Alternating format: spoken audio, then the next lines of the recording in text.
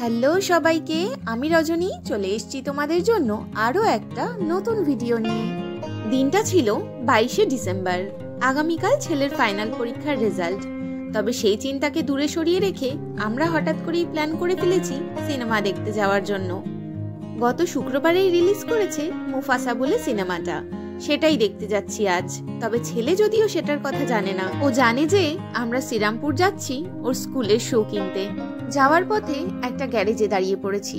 গাড়িতে হাওয়াটা একটু কম ছিল, সেই জন্য সেখানে দাঁড়িয়ে হাওয়াটা চেক করে নিলাম। আবার সেখান থেকে রওনা দিলাম শ্রীরামপুরের উদ্দেশ্যে। বাড়ি থেকে ভেবেছিলাম 4:10 নাগাদ বেরোবো, কারণ শীতের বেলা যেতে যেতেই তো না হলে প্রায় অন্ধকার হয়ে যাবে।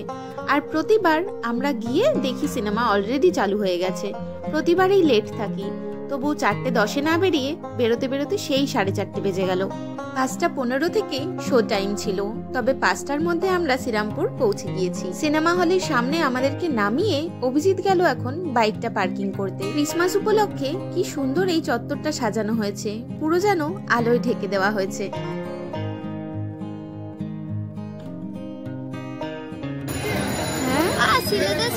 আচ্ছা, ওই তো বলো, আমরা সিনেমা দেখতে এসেছি। কি করে সিনেমা দেখতে আসছি? সব বুঝেছি। কেন কিভাবে বুঝলাম বলবো? আমরা সিনেমা দেখতে আসিনি। কিভাবে বুঝলাম বলবো? তোমরা সেদিনকার সিনেমা কি জানো, সেই সিনেমার টিকিট যেখান থেকে না ওর অ্যাপটা খুলেছিল বাবা দেখছিল। দাঁড়া আমাকে কথাটা শেষ করতে দাও। তারপর আমরা তো এরকম সুন্দর জামা কাপড় পরে, তাও আমার লাইট স্কিনটা তুমি নিজে থেকে দিলে, এরকম কোনোবার হয় না। তা আমি তোকে জামা বার করে দিই না? আর কিন্তু তাও আমার এত সুন্দর জামা, তাও শুধু জুতো কিনতে যাওয়ার জন্য হতে পারে। তখন আমি যখন বাড়িতে ছিলাম আমি মনে মনে ভাবছিলাম। কি ভাবছিলি?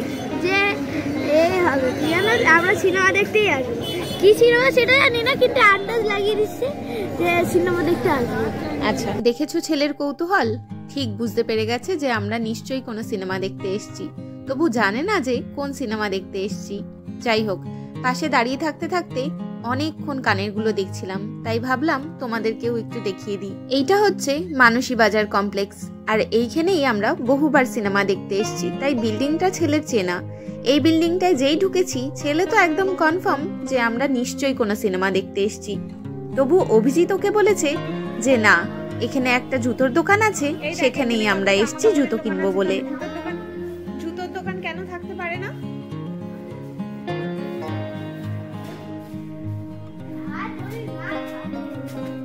না থাকলে কি তুই বাড়ি ফিরে চলে যাবি?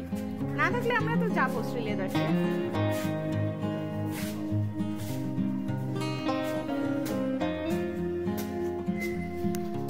এতক্ষণ যে সাসপেন্সে ওকে রেখেছিলাম সেটা শেষ পর্যন্ত শেষ করতেই হলো, কারণ শোয়ের টাইম হয়ে গেছে। এবার আমাদেরকে ভেতরে যেতে হবে। বাড়ি থেকে বেরোনোর পথেই ছেলের জন্য একটা চিপসের প্যাকেট নিয়ে বেরিয়েছিলাম, কিন্তু একসাথে তো অনেকগুলো চিপসের প্যাকেট কিনলে ছেলে বুঝতে পেরে যাবে, তাই তখন আর বাকিগুলো নিয়ে আসা হয়নি। তাই অভিজিৎ এখন আবার গেল সেইগুলো আনতে। আমরাও এই সুযোগে কয়েকটা ছবি তুলে নিলাম। চলো এবার শোটাকে কিছুক্ষণের জন্য এনজয় করি।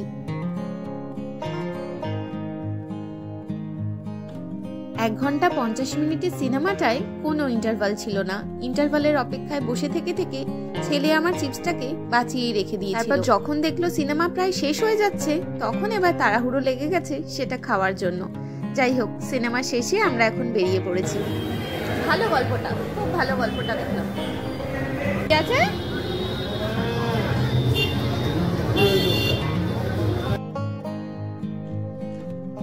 সিনেমা হল থেকে বেরোতেই দেখতে পেলাম আমার পছন্দের আইসক্রিমের দোকান। অরুণ আইসক্রিম এখন আমার ভীষণ পছন্দের। আমি তো ব্লু ওয়েলই নেব। কোনটা বলো, কোনটা বলো তুমি? আমি কোনটা বল, তুই কোনটা খাবি আগে বলে দে। কোনটা? স্টিক ওটা স্ট্রবেরি ফ্লেভার, কিন্তু পিঙ্কটা। এত রকম আইসক্রিম দেখে ছেলে ঠিকই করতে পারছে না যে ও কোন আইসক্রিমটা নেবে। ততক্ষণে আমার পছন্দের আইসক্রিমটা আমার হাতে চলে এসেছে। জানি কেমন হবে। এটা কি নাম ছিল?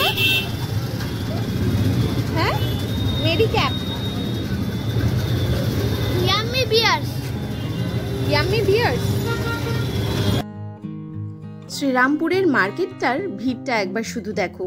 শুধুমাত্র ক্রিসমাস উপলক্ষে যে এই ভিড় তা কিন্তু নয়, সারা বছর ধরেই এই মার্কেট প্লেসটা এমনই জমজমাট থাকে।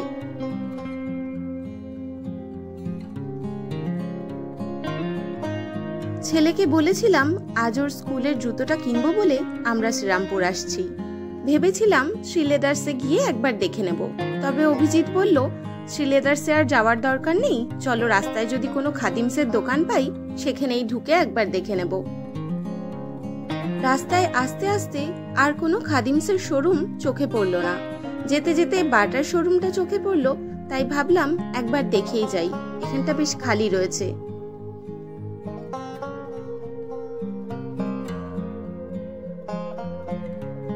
এইগুলোই হচ্ছে বাচ্চাদের স্কুলের জুতোর কালেকশন। তবে জুতোগুলো যেহেতু পিওর লেদারের, তাই দামটা অনেকটাই বেশি। এতটা দাম দিয়ে জুতো কিনবো বলে আমরা ভেবে রেখে আসিনি। অভিজিৎ যে জুতোটা দেখছিল সেই জুতোটার দাম ছিল 1300 টাকা। তাই জুতো না কিনেই আমরা এবার এখান থেকে বেরিয়ে যাচ্ছি। যাওয়ার পথে চোখে পড়েছে আমিনিয়া। অভিজিৎ বলল আজকে কাটি রোল খাওয়াবে, সেই জন্যই দাঁড়িয়ে পড়েছি। দুটো এগ চিকেন কাটি রোল অর্ডার করা হয়েছে। অর্ডার করে আমরা বসে আছি। আজ রাতের খাবার বলতে আমার আর ছেলের জন্য এই কাটি রোল, আর বাড়িতে দুপুরবেলার রান্না হয়েছিল চিকেন, সেই চিকেন রয়েছে। অভিজিৎ বলল বাড়ি ফেরার পথে ওর জন্য তন্দুরি রুটি নিয়ে নেবে। এমনিতেও এই কাটি রোলটা এতটাই বড় হয় যে আমি আর ছেলে কখনোই এই কাটি রোলটা পুরোটা খেয়ে শেষ করতে পারি না, তাই দুজনের ভাগ থেকেই অভিজিতের জন্য অল্প অল্প বাঁচিয়ে রাখবো। কোন দিক দিয়ে খুলবো? আমি তো খুলে দিয়েছি। আরে এই দিকটাই খোলা।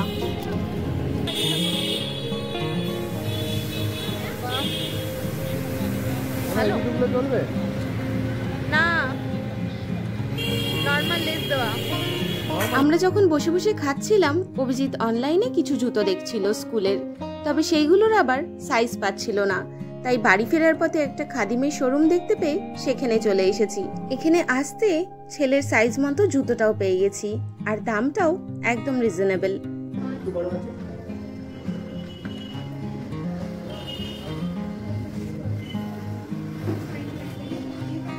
এটা কত বললো?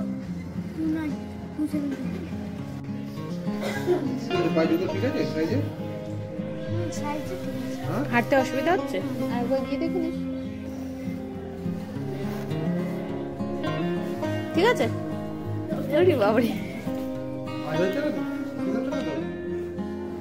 ঠিক আছে। যেই কথা ছেলেকে বলে বাড়ি থেকে বের হয়েছিলাম, সেই উদ্দেশ্যটা আসলে সফল হয়েই গেল। সিনেমা দেখার সাথে সাথে বাইরে খাওয়া দাওয়া, ছেলের স্কুলের জুতো কেনা, সব মিলিয়ে বেশ ভালোই একটা সন্ধে কাটালাম। এবার এখান থেকে ফিরে যাব বাড়ি। ও হ্যাঁ, তবে তার আগে অভিজিতের জন্য রুটিটা নিয়ে যেতে হবে। তাহলে আজকের ভিডিওটা এখানেই শেষ করছি। নতুন ভিডিওয় খুব শিগগিরই তোমাদের সাথে আবার দেখা হবে। ততক্ষণ পর্যন্ত তোমরা সবাই ভালো থেকো, সুস্থ থেকো। টাটা সবাইকে।